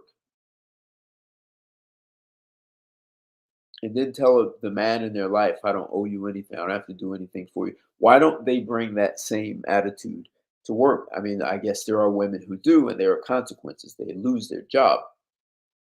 And if they do that in the next job, they lose that one. See, there are lots of women who know how to conduct themselves. I was actually in Atlanta last night. Just I don't know what was I, how many hours. I was there for I don't know 6 or 7 hours. I was in Atlanta and I ate in a restaurant at the airport. It was very interesting that the waitress was very kind to me. And it was lots of, "Hey, love, do you want anything else? Hey, love, what's your, hey, love, hey, love." And then there was a woman sitting next to me, and I heard the same interaction, right? So my waitress called the woman next to me love, and a woman sitting next to me also called the waitress love. So this is being caring and thoughtful and communicating in a way that's appealing. So if a woman can go to work and have a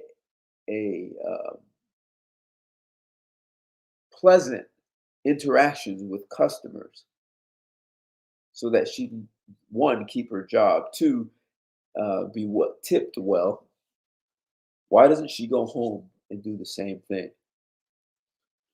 In my book, I talk about being a professional boyfriend or girlfriend or husband or wife, and by that I meant people treat uh, people treat others at work better than they treat their significant other. So you go to work and you don't go to work saying, I don't have to do what you tell me to do and talking trash and blah, blah, and yelling and screaming. You lose your job. So you go to work and you are a professional. You comport yourself as a professional. You speak, you can be assertive. You need to speak with care and you want to speak to this person in a way that they're going to help you in the future. You want them to care for you in return. If you can do that at work, why do people have such a hard time doing that when they go home with their significant other or dating? When you go to work, you don't go to work and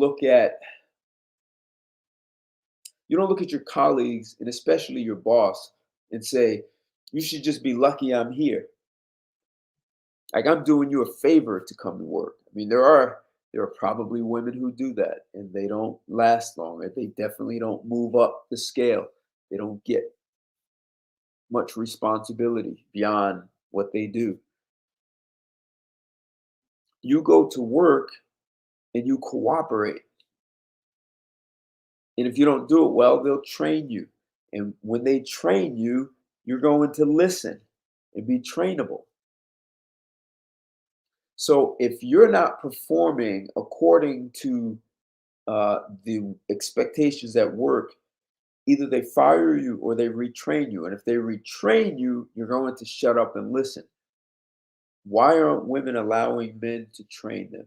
So if you, as a woman, if you're perpetually single and you cannot uh, find if the kind of man you want is not attracted to you or giving you the time you want, perhaps you need to be retrained if you've been fired that many times. So why would you ignore a man who's offering you retraining? Because if you can be trained and you're trainable, then you have a better chance of getting what you want out of a relationship. But in being trained by that man, you have to understand what he needs from you to be an asset. If he tells you, I need you to be an asset, then you need to be trained on how to be an asset. Just like if you work for a law firm and they need you to go out and network and bring new business, they are going to train you.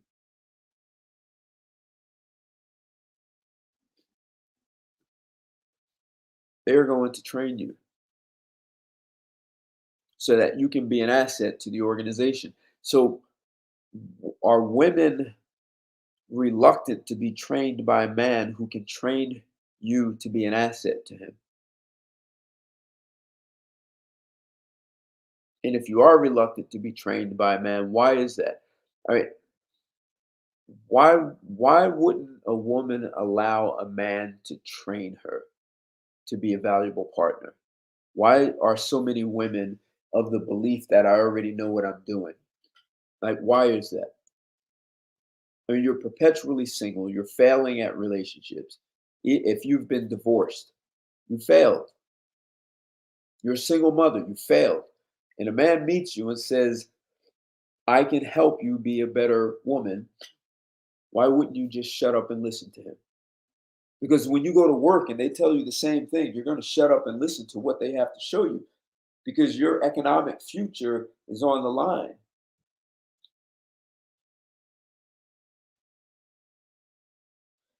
And for those, and even men who say, well, money is more valuable than a man, is it? I mean, the number one way for a woman to realize to become wealthy is through marriage, not because women are out there working and making so much money, they're becoming wealthy. That is not the number one way for women to become wealthy. It's from marriage. And marrying a man who has good fiscal policies and how to manage and save and invest money. Women generally don't take the kind of investment risks that men do that yield higher returns. If women do, they take more safe, lower rate return investments.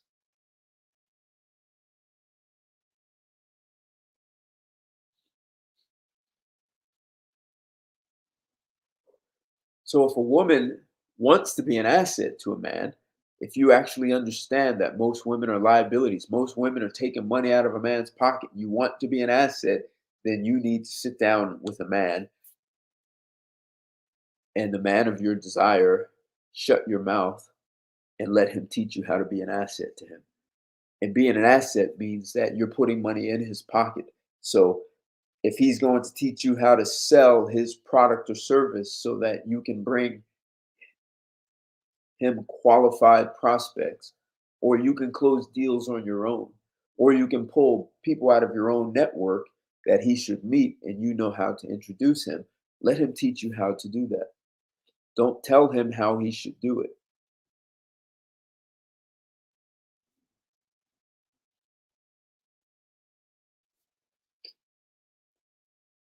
This whole notion that women are smarter than men, well, that may be why so many women do not listen to men because they've already presupposed they're smarter. But to see, if you were a woman, there are women who are very intelligent and they know how to be assets to their men. They can be a soccer mom and uh, they make the right choices on which women to engage and to make friends with by asking, what does your husband do? And she finds the woman who's married to a guy who's a perfect match for her husband. Oh, yes, we should meet. We should come to our house and have dinner. She knows how to cook a fabulous meal. She's not calling and having it catered. She knows how to be a gracious hostess. The husbands meet. They go into another room. They smoke cigars. The children have play dates. I mean, they make great friends, and her husband closes a deal because the wife knew how to create a relationship. That woman is an asset. You see, if that woman was going to work every day making $100,000 and they pull 38% of that $100,000 out in taxes, which leaves her about $60,000, and then she has to pay a ton of money to get to work and maintain her car and eat lunch every day. That out of that 60, she's going to spend another 30, leaving her about $30,000, and that doesn't count. She has to go shopping for clothes uh, for work, and then there's recreation. There's not much money left. With that woman who knows how to network,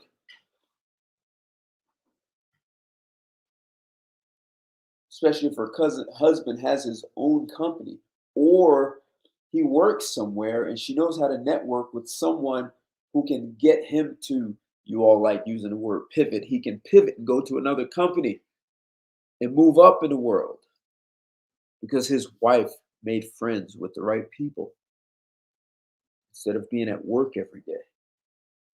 And she's educating their children so their children are better prepared. And her network also helps take care of their children. A woman can be significantly more valuable as your chief networking officer at home, as opposed to having her time bought by someone else. And then she's too tired to to cook and clean and educate the children properly. And maybe she's moody. She doesn't want to have sex. Now you've got to go find sex elsewhere.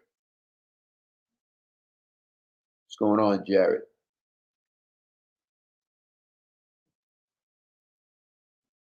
Bob Saget. Who is that? So there are so many ways that a woman can be an asset. Uh, if your woman is home and you want to buy investment property, she's your eyes and ears to find you the right property, to be able to buy property with equity already in it. So you can buy, whether it's short sales or foreclosures, she can commit to that. Or you want to make investments in something else, stocks, another great investment, but it takes research. But something where she does the legwork and making sure you put your money in the right places. Not just her using her time to look for the best places to take vacations, because that's going to be more money coming out of your pocket. So if a woman has $100,000 job and most of that money is gone in taxes and expenses, there isn't much there isn't much money left to offer to the relationship and support other opportunities. Then most women don't make $100,000. So if she makes 50 or 60, that's even less money. That money is irrelevant. And telling a woman this, a lot of them do not want to hear that. A woman's job is not an asset. Unless she's making about $250,000, then you've got a woman. And you can put that money together and you can make some great investments and actually have your money work for you.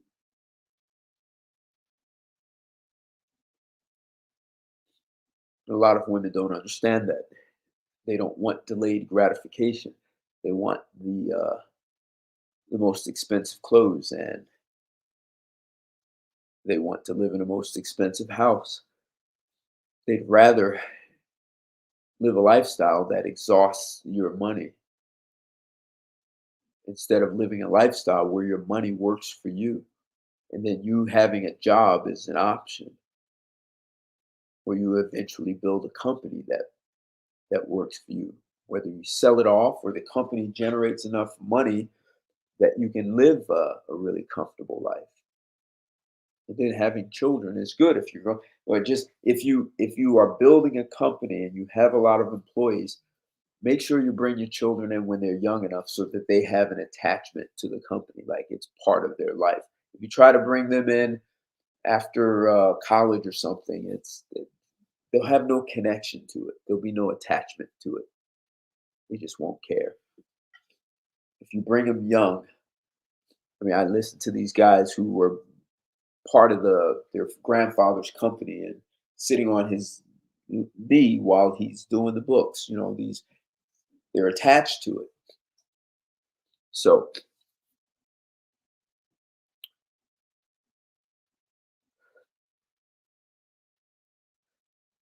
the ultimate message is for men to clearly understand that men, without question, are assets. No question, no doubt. Men are assets. We're expected to finance the world, not just dating. Every building that goes up, every business that's successful has been financed by men. Stock markets, that includes the stock markets and financial markets. Men are assets. They bring money to society and they make that society work. That's how men make communities strong and they create jobs in their communities. They even finance nonprofit organizations that bring goodwill to the community, take care of the environment. Men are financing. We are the assets to make this work. But ultimately, you want women who can be assets along with you, a team player who's an asset. Because without that, and you're going to have children, it's not in the best interest of the children to have one parent. It's unfair to them. So the more men enforce and say, I need you to be an asset every day. It's not like I was an asset last year. Remember that one time? No, you need a woman to be an asset every day because that's what men are every single day of the week. That's why our society works. So men have a right to demand the same from women. And anytime a woman is going to use sex, she's doing sex, having it as a favor. That's just like hell, just absolutely no, hell no. That's mutual. And if you don't want to have sex with me, if you're not sexually attracted, then go away. Let me find someone who is. That means fathers, you're going to have to think about that when you raise your daughter. Don't raise her to be a liability. She's not a princess. And if she was, a princess is well educated and understands that she's going to have to make tough decisions and be an asset. If she's a princess, there's a kingdom associated with that being a princess. And at some point, she's going to have to be an asset to that kingdom. As fathers, you would raise her to be an asset to the kingdom, not a liability. So why raise your daughter to believe she's a princess and a liability?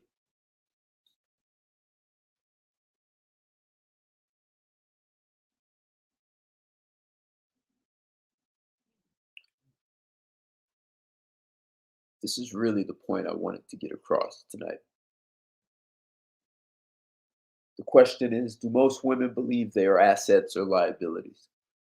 And if you ask most women and you say assets bring money to the table, liabilities take money off the table, women will still come to you and say, "Well, I'm an asset because I have his back, and I know I'll be encouraging, and I'll cook dinner, and I'll have his children, all of that." But none of that, if you notice, none of that talks about bringing money to the table.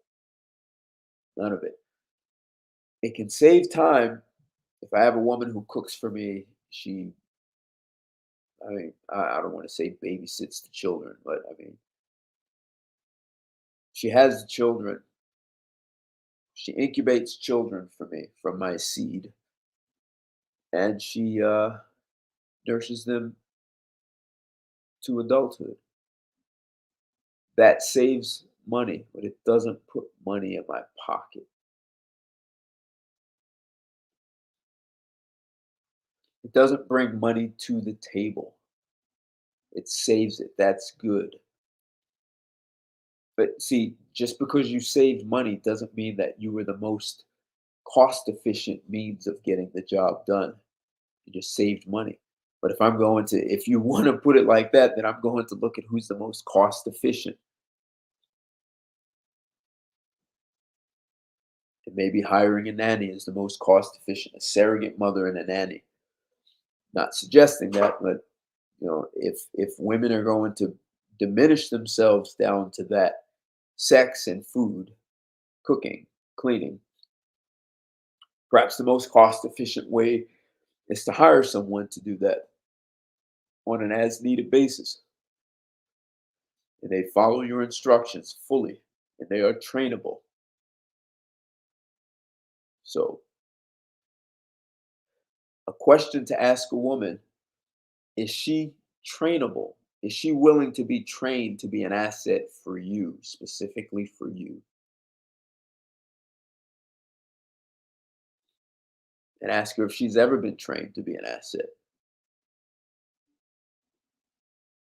And if she says yes, you want to know how and how much money was associated, right? If you were an asset, how much money did you put on the table for that man? So if she was a lawyer and a lawyer wanted to know how much new business did you bring to the table, they are going to measure that. And over the course of the year, if it was insufficient, you may be fired.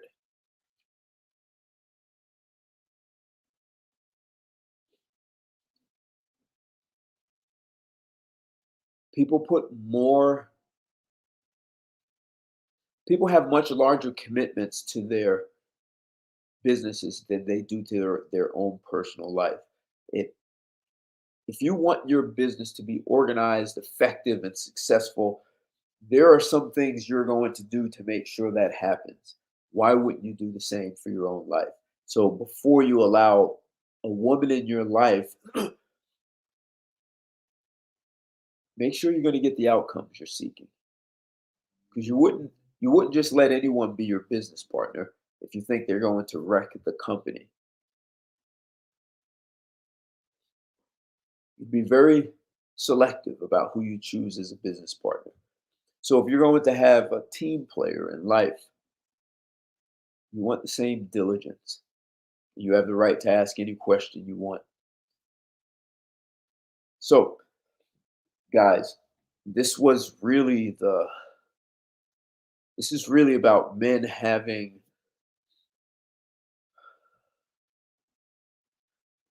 better access to power in their own lives. And that anyone who comes into your life supports that power that you create.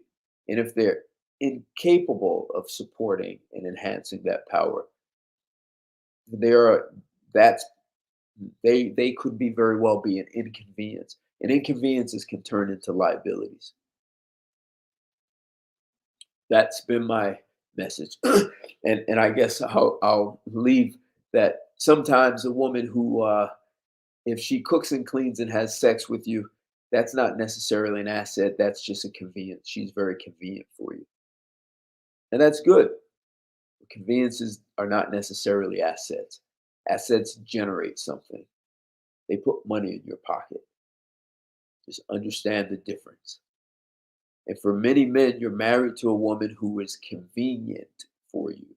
She's not an asset, she's convenient, and it's good. And it has its benefits. If it's not putting money on the table, it's not an asset. It's good to have conveniences in life. A car is a convenience, it's not an asset. Just understand and truly know the difference. Hey guys, wanted to say thanks. I apologize for any internet interruptions I had earlier. Sorry, it happened. Blog Talk Radio got shut. I lost access to that. Once I get booted out of that, it's difficult to get back in. So apologize for that. Thanks for your support. I'll be back next week with more stuff, more provocative thoughts.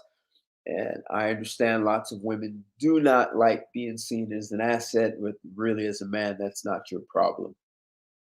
You want a life that works, and you have the right to have people in your life who work or support or who are aligned with what you want to see work. So until next time, guys, take care. Good night. Have a great week. Goodbye.